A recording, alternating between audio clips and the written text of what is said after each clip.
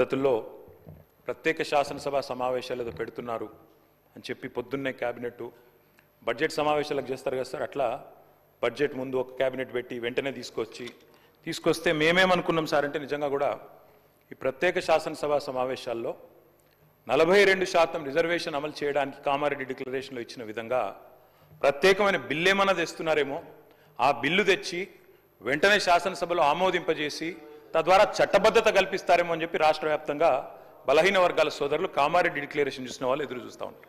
కానీ ముఖ్యమంత్రి గారు ఏం చేస్తున్నారు సార్, ఇక్కడ లేచి ఓ 4 పేర్లు చదివి, అధ్యక్ష మీ ప్రభుత్వం మీద ప్రజలకు నమ్మకం లేదు.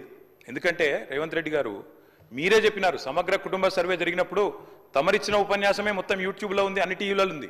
ఏమన్నారు సార్ ఆ రోజు?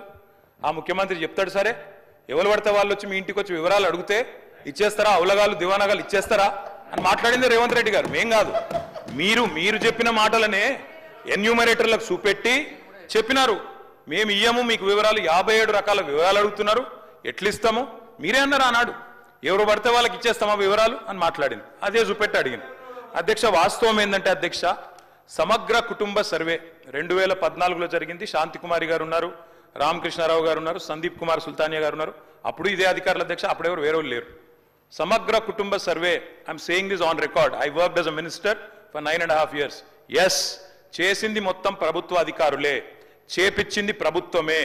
Yes, it is an official document. అందులో ఖచ్చితంగా మేము ఓపెన్ గా వెబ్సైట్ లోనే పెట్టినాం, అసెంబ్లీలో కాదు, చాటుమాటుకు కాదు, పారదర్శకంగా వెబ్సైట్ పెట్టాం. ఆ వెబ్సైట్ లోంచే పాయల్ శంకర్ గారు తీసుకున్నారు. ఏముంది అధ్యక్ష సమగ్ర, ఒక మాట మీ చేతిలో కూడా అదే ఉంది.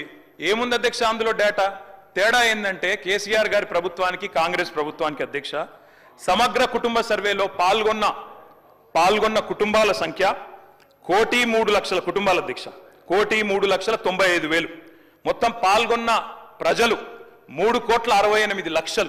3,68,00,000 జరిగింది ఒక్క రోజులో 24 గంటల్లో రాష్ట్ర వ్యాప్తంగా ప్రతి ఇంటిని ఎన్యూమరేట్ చేసి అత్యద్భుతంగా చేసినాం మేము. చేసిన తర్వాత ముఖ్యమంత్రి గారు నిజంగా ఎంత మిస్లీడింగ్ గా మాట్లాడుతున్నారంటే అధ్యక్ష, వారు అంటారు అధ్యక్ష ఇంతకు మించిన టాపిక్ లేదు అధ్యక్ష, వారు అడిగిన ప్రశ్నకు తప్పకుండా మా ప్రభుత్వం గతంలో చేసిన పని గురించి వారు అనుమానాలు తలెత్తే విధంగా ఏదైతే మాట్లాడినారో దాని గురించి చెప్పాలి అధ్యక్ష. వారు అంటారు అధ్యక్ష బీసీల సంఖ్య అందులో ఎంత అని. ఎస్, ఆనాడు బీసీల సంఖ్య సమగ్ర కుటుంబ సర్వే ప్రకారం 1,85,61,856, 51%. 51% బీసీలు ప్లస్ అది కాకుండా ముస్లిం సామాజిక వర్గంలో ఉండే బీసీలను కూడా కలుపుకుంటే 10%. మొత్తం ఆనాడు సమగ్ర కుటుంబ సర్వే ప్రకారం రాష్ట్రంలో బీసీల సంఖ్య 61%. ఈ రోజు రాష్ట్ర వ్యాప్తంగా మేము మాట్లాడడం కాదు అధ్యక్ష, ఇక్కడ మా శ్రీనివాస్ యాదవ్ గారు కరెక్ట్ గా చెప్పినారు. మీ కాంగ్రెస్ పార్టీ ఎమ్మెల్సీ చెప్తున్నాడు బయట, దీన్ని తగలబెట్టండి, ఇంకా గలీజ్గా మాట్లాడింది నా మాట అన్న, తగలబెట్టండి అన్నాడు. దీన్ని తగలబెట్టండి, ఈ నివేదికను తప్పుల తడక అని కాంగ్రెస్ పార్టీ ఎమ్మెల్సీ చెప్తున్నాడు, మేం కాదు. రాష్ట్ర వ్యాప్తంగా బలహీన వర్గాల సంఘాలు చెప్తున్నాయి. ఏమని చెప్తున్నాయి అధ్యక్ష? సమగ్ర కుటుంబ సర్వేలో 1,85,61,000 ఉన్న బీసీలు ఎట్లా 1,64,00,000 తగ్గినరు, 51% 46% ఎట్లయిందని అడుగుతున్నారు. శంకరన్న కూడా అదే అడిగింది కదా అధ్యక్ష, తప్పేం అడిగిండు? ఇక్కడ శంకరన్న ఒక్కడే అడుగుతలేడు అధ్యక్ష, బయట మీ కాంగ్రెస్ పార్టీ ఎమ్మెల్సీ మాట్లాడుతున్నాడు, మీరిచ్చిన స్టేట్మెంట్ను మీరిచ్చిన నివేదికను తగలబెట్టమని చెప్పిండు అధ్యక్ష, మామూలు కాదు. ఇంకొక మాట అధ్యక్ష, మేము అనుకున్నాం అధ్యక్ష శాసనసభ సమావేశం ప్రత్యేకంగా పెడితే ఇవాళ ఏం చెప్పినారు మీరు కొత్తగా? మీరు చెప్పింది ఈరోజు చెప్పింది మొన్న ఉత్తమ్ కుమార్ రెడ్డి బయట ప్రెస్లే చెప్పిండ్రు. ఆయన ఉత్తమ్ కుమార్ రెడ్డి గారు సబ్ కమిటీ చైర్మన్ గా ప్రెస్ మీట్ లో ఇవాళ మీరు చెప్పిన లెక్కలని మొన్ననే చెప్పిండ్రు.